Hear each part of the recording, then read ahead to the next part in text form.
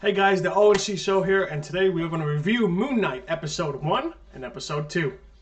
Now, Moon Knight, so let me just give you the gist of it. Should you watch it? Yeah, absolutely. It's filmed very nicely, and it's very good. I really like the dynamic they got going on here. I like what's happening between the character and the other characters, and it's just really good. I highly recommend it. It has some complexity to it in the way that the main character is dealing with himself. We're just going to put it like that, dealing with himself, and it's really nice. Now, I'm going to get into spoilers now, but for those that just wanted something really quick, yes, it's very good. Filming was very nice. Some CGI parts are very good, and it's absolute a thumbs up for me. You should definitely check it out if you haven't already. I'm giving you a few seconds to go away. Now, spoilers. So, basically, Moon Knight is excellent. It's very good. The quality of the filming of this TV series is wonderful. I got it playing in the background for you. So, basically, there's a man named Steven, okay? And he believes he has a sleeping disorder that makes him run around at night and stuff.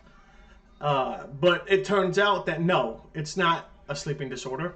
He is actually has two different people in his head, basically. He has a man named Mark, and he has an Egyptian god by the name of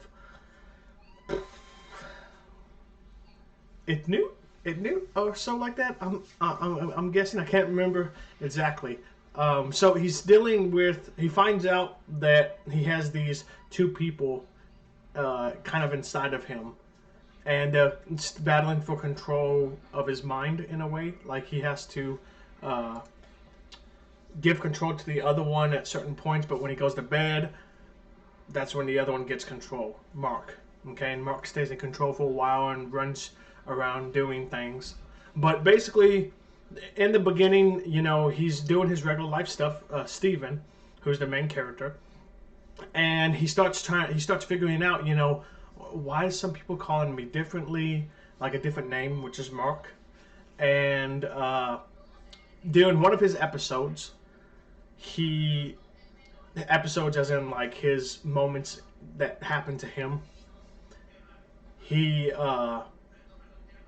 falls asleep, and then he wakes up out in the middle of somewhere. I don't know exactly where. It's mountainous and stuff, and he has this Egyptian artifact, which you don't know what it is until later, episode 2, which what they find out it is it's basically a compass to a tomb, okay?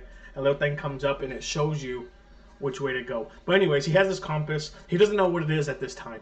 And he's like, what is this? And these guys are following him, and they're calling him the mercenary, and it adds a little bit of story development, and you're like, okay, what's going on? This guy right here that you just saw in the trailer, that's the part that I'm talking about right now. This guy right here, the one that you just saw, he calls himself a previous avatar of this Egyptian god that this is covering, and he now follows a different Egyptian god. It's some crocodile-looking god, and he is in there, and he makes himself seem very peaceful and stuff, as he's going about. But long story short, so Steven is running through the city trying to figure out what the hell's going on. And he sees this guy in the middle because he's running away from these guys. They're trying to follow him. They call him the mercenary. And he comes in contact with the main antagonist, what I'm going to call him, I'm guessing. The main villain-ish guy. And he has this cane. And he has this tattoo of basically like a, what do you call it? I forgot the name of it. It has two weights on it, and it goes up and down like this, and stuff like that. So this old lady approaches him, and they're doing this ceremony for his god to be judged, okay? And this lady comes up, and he offers his hands like this. She offers her hands, he grabs her hands, and he puts the cane that he has in between them. Okay, and then the cane starts going, ooh, ooh, ooh, ooh, starts moving back and forth, and basically, and the tattoo as well starts doing that. Okay, so it's starting to show that she's about to be judged. Okay, and unfortunately for this lady, it goes and it lands on the red side and it turns kind of reddish. And he says, "I'm sorry," and then she ends up dying. She's killed. Okay, and I'll explain to you later on about why that happens. So, well, I can explain it now. So both gods, they have different philosophies. Okay, the main god is not the main, but the god that infects Stephen, which is the main character, not infects, but is inside of him. He judges people based on the crimes that they have committed already.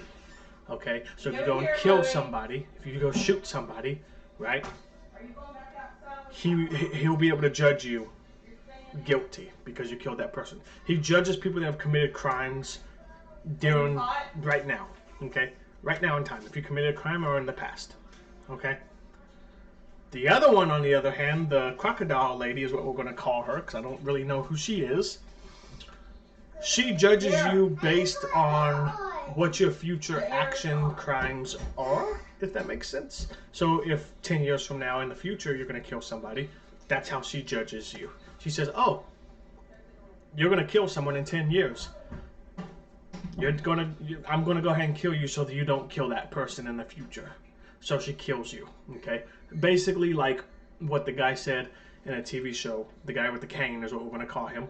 He says that she pulls out the weeds before they grow, before they blossom, okay? So she kills you before you commit these crimes. So I have ADHD, so it's hard to keep track of where I'm going. So anyways, after this moment where he is in this village trying to figure out what's going on, he gets into a very tough spot, and the other side of Stephen, which is Mark, okay, Mark is the other guy that's connected to him. He says, give me control, I'll take care of it, don't worry about it, just let me have control.